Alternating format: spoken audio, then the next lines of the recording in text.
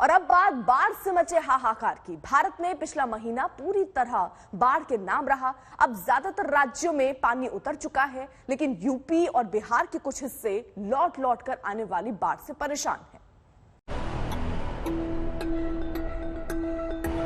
आधी दुनिया में तबाही मचा रहा पानी वैसे तो हिंदुस्तान को पहले ही बाढ़ के आंसू रुला चुका है, लेकिन उत्तर प्रदेश और बिहार के कुछ इलाकों में तबाही अभी तक थमी नहीं है। गोरखपुर का हाल देखिए, स्कूल बिल्डिंग छत तक पानी में डूबी हुई हैं। छत की बराबरी से नाव चल रही हैं। छत के ऊपर रखी पानी की टंकियां नाव से हाथ भर की दूरी पर रह गई हैं। यह हाल सिर्फ एक गांव का नहीं, आसपास के कई गांवों का है।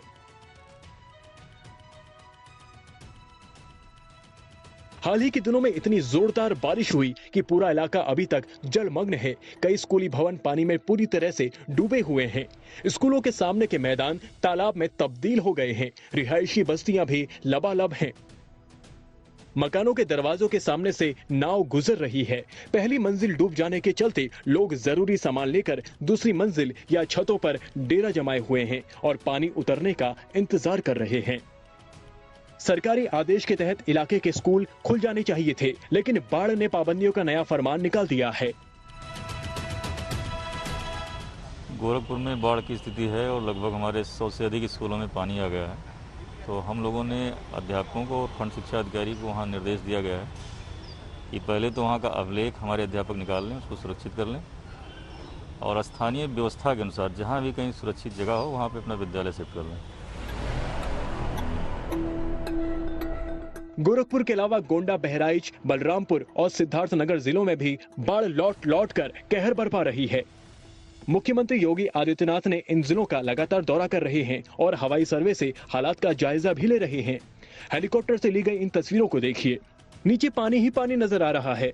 हालांकि इन इलाकों में बारिश थम चुकी है, लेकिन नदियों के रास्ते नेपाल से आने वाला पानी यहाँ कहर ढा रहा है। शुक्रवार को मुख्यमंत्री ने कई जगहों पर बाढ़ राहत कैंपों के दौरे भी किए और जरूरतमंदों को मदद दी।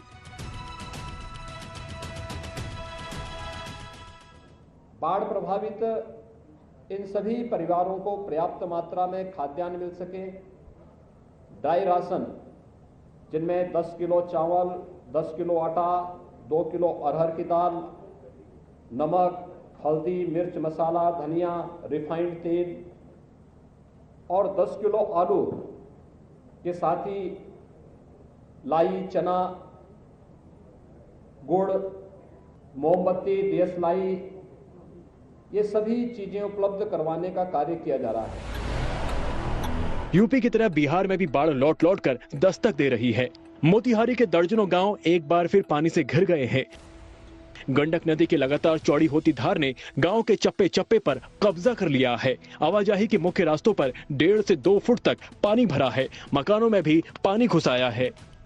इस मानसून में इस इलाके में चौथी बार बाढ़ आई है, लेकिन प्रभावित लोग अभी तक मदद के लिए इंतजार में हैं।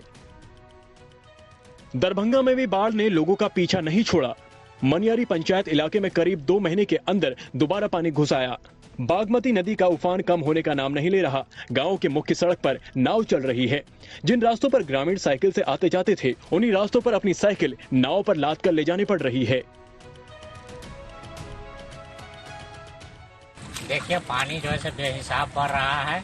2 रोज में हम लोग जैसे पूरा घर जो है पूरा वार्ड जो है खाली करके ऊंचे स्थान पर चले जाएंगे और जो कोई देखने उठने वाला भी नहीं है, कोई प्रशासन भी नहीं आता है कि क्या हाल है, नहीं है, पानी में डूब रहा है या मर रहा है। कोई भी अभी तक कोई आया भी नहीं है देखने के लिए।